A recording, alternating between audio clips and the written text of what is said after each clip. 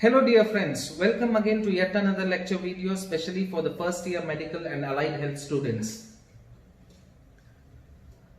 The human body is an amazingly intricate structure where various cells, tissues, organs and systems, all these things communicate and coordinate with each other and they carry out normal physiological functions.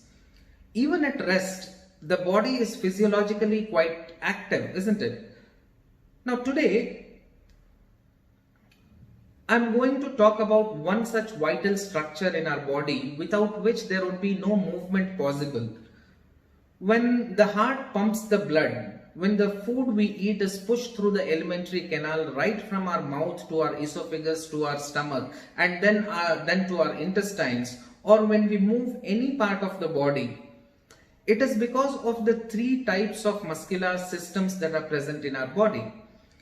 The cardiac muscle system that comprises of the heart that pumps the blood, and then the smooth muscle system that brings about the peristaltic movement of the food from the esophagus to the intestines, and finally the skeletal muscle system that includes muscles that are attached to our skeleton. Now these skeletal muscles are the muscles that we have control over, unlike the cardiac and smooth muscles that we don't have any control over. Now you cannot voluntarily just think and stop or alter the beating of your heart, and nor can you control the movement of the bolus in your alimentary canal, isn't it? In skeletal muscles, they are completely under your control and you're conscious. You only move your body and limbs if you wish to move. That is why these cardiac muscles and smooth muscles are called as involuntary muscles, whereas the skeletal muscles are called as the voluntary muscles. Now my primary interest in this lecture is the structure and function of skeletal muscles, but bear in mind that although the anatomical structure of smooth cardiac muscles and skeletal muscles, they differ from one another, but their principle of action are similar.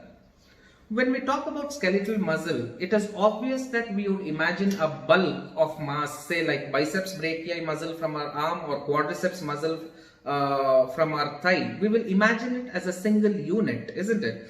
But if we take that whole unit and start dissecting it, we will understand that a muscle is far more complex than a single unit of massed tissue. So let's begin dissecting it. If we take a muscle from under the skin and fascia as a whole and dissect it, we would first cut through the outermost covering or outermost connective tissue covering called as the epimysium. Now this epimysium surrounds the entire muscle bulk and functions to hold the muscle together, and it gives the muscle its shape. Moving deeper, if we remove the epimysium, we would see small bundles of fibers called as the fascicle. Now these bundles are again individually wrapped in a connective tissue called as the perimysium. Finally, by cutting through the perimysium and using a microscope, we would see the individual muscle fibers. And remember, the muscle fiber is an actual muscle cell. Unlike most cells in the body which have a single nucleus, muscle cells are multinucleated, and again each of these muscle fibers are covered by a sheath of connective tissue called as endomysium. Now that we know how the muscle cell or fiber is lodged into the muscle, let us look at this muscle cell in some more detail. Like any other cell in the human body, a muscle fiber also has a cell membrane that forms a barrier between the inside and the outside of the cell. And in case of muscle, the cell membrane is called as sarcolemma. Inside the boundary of sarcolemma, the whole sticky and dense cellular matrix exists, and this is called as the sarcoplasm. Now in this sarcoplasm of the muscle fiber, there are several subunits that can be seen distinctively under a microscope called as myofibrils. Now we will discuss about myofibrils in detail in my next lecture, but for now consider myofibrils to be a rod-like structures running throughout the length of muscle fibers. Now again, the sarcoplasm of the muscle cell differs from cytoplasm of other cells because of the presence of certain distinct components which are unique only to muscle cells. Some of these distinct components that are only present in the muscle cells and no other cells are, as I mentioned before, the myofibrils. Then there is stored glycogen and an oxygen binding compound called as myoglobin, which is actually quite similar to hemoglobin. The sarcolemma, that is the muscle cell membrane, it gives out several lateral tube-like extensions or invaginations into the sarcoplasm called as the transverse tubule or the T-tubules. Now these T-tubules provide pathways from outside of the muscle fiber to the interior, and they run in very close approximation to the myofibrils present inside the sarcoplasm, so that the impulse that is carried from the outside of the cell is rapidly transmitted to the myofibrils.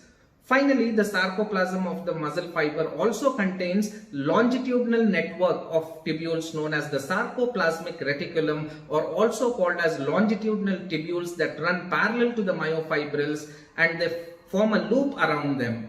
Now these longitudinal tubules dilate at several intervals to form sacs close to transverse tubules called as the cisternae, that serve as storage sites for calcium that is essential for muscular contraction. Now you have to remember that the T-tubules and the cisternae of the L-tubule are together called as the triad.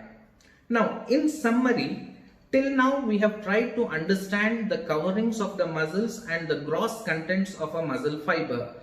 In my very next lecture, I will be talking about myofibrils, neuromuscular junction, to understand in detail how a muscle contraction is brought about. Till then, I recommend you to look and study the diagram of muscle and muscle cell from a textbook, because if you don't get this part right, you are not going to understand anything when we discuss the molecular basis of muscular contraction.